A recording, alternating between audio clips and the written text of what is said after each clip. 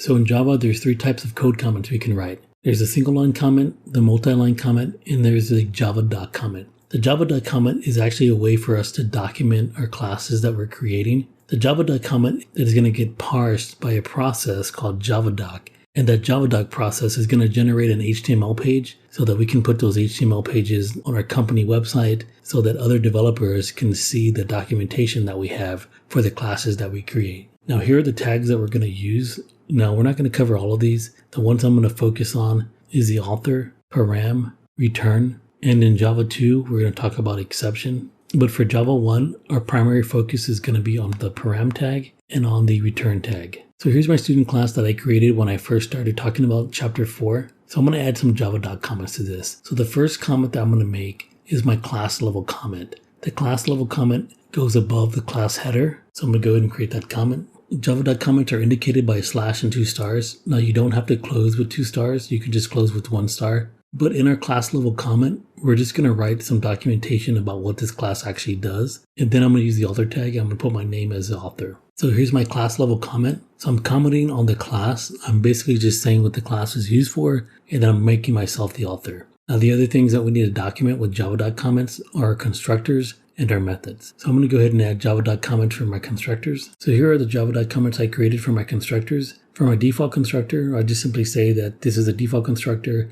and no data was initialized. Now there's no parameters being passed into these constructors, so I don't have any tags inside of this Javadoc comment. But for my second constructor, I do have parameters being passed in. And in my description of my constructor, I specify that I'm using the values being passed in to set the student's first and last name. Now I need to create Java documentation for my getters. So I added the Java documentation for my getters. Now, a lot of the getters are identical, meaning they're just going to return a float value. So I do say that this method is going to return the student's quiz grade. I did that for assignments, for the midterm, and for the final exam grade. And for getters, because we actually return a value, we need to use the return tag. And for the return tag, I'm going to specify the type of data it's going to return and what the data actually is. So I'm saying I'm returning a float, which is the current quiz grade. And I do that for all my getters, but for my student's first name and last name, I specify I'm returning a string. So for getters and setters, they're not very interesting, but you should put some type of description of what the method actually does. So I'm just saying this method will return the student's first name,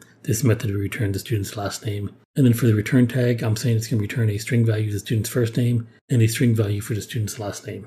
And now I'm going to create the Java documentation for my setters. So I created the Java documentation for my setters. Now I was a little more descriptive in this setter. I'm actually pretending like I have an if statement that's going to keep the value within a reasonable range of 0 through 100. And I did that so that we can see a documentation that is a little more interesting. If you read this, it tells you that it's going to set the quiz grade to the value being passed in. But if the value is outside the range of 0 through 100, the value is ignored and the grade is not updated. And I did that for the rest of my instance data, for the assignment, for the midterm, for the final, but I didn't include that description of being within 0 through 100. Then I also made a description for my first and last name. Now in all of these, I'm accepting a parameter, so I have to use the param tag and describe what the parameter is. So I'm going to go ahead and add Java documentation for the rest of my methods. So the methods I have left to document is my final grade calculator, my grade summary, and my toString method. So I created Java documentation for the rest of my methods. Now these methods are a little more interesting.